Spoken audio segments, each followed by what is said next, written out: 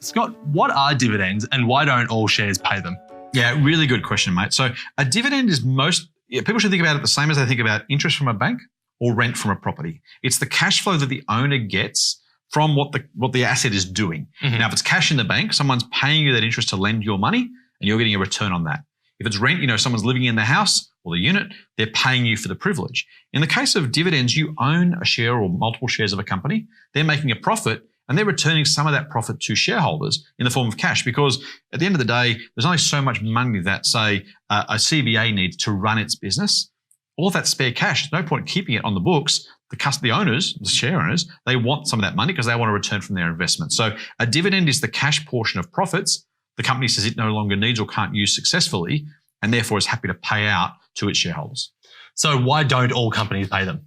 Yeah, that's a even better question. So a company that makes a profit, they make $100 profit in a year, they've got a couple of questions. But fundamentally, they come down to, do I use that money to grow my business, or do I give that money back to shareholders? They're the two questions. Now, the answer to the question is the companies don't give money back to shareholders if they think they can use that money themselves to make the business even more worthwhile. Most famously, Warren Buffett last paid a dividend in 1965 and never since, because he said, guys, look, if I keep this money, I can compound it at a market-beating rate.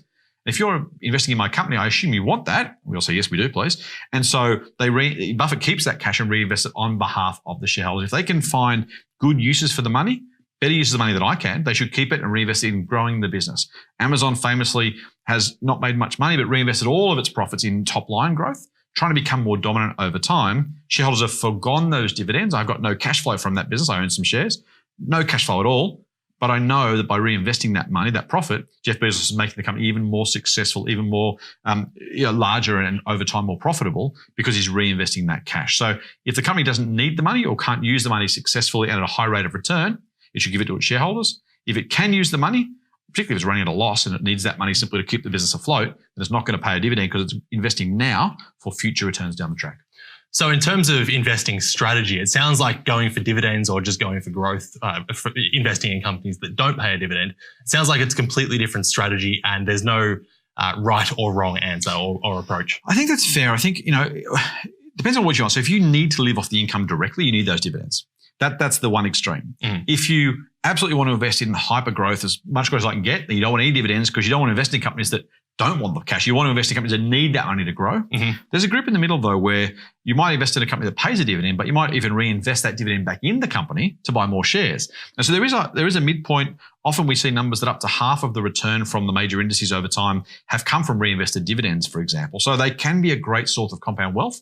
But depending, as you said, on your individual strategy, there's a very big spectrum of where you might want to invest your cash, the types of companies, depending on the return you want and the way you want to compound your growth, or take money out of that investment to fund your living expenses. Excellent. Thanks, Scott. Thanks, Ryan.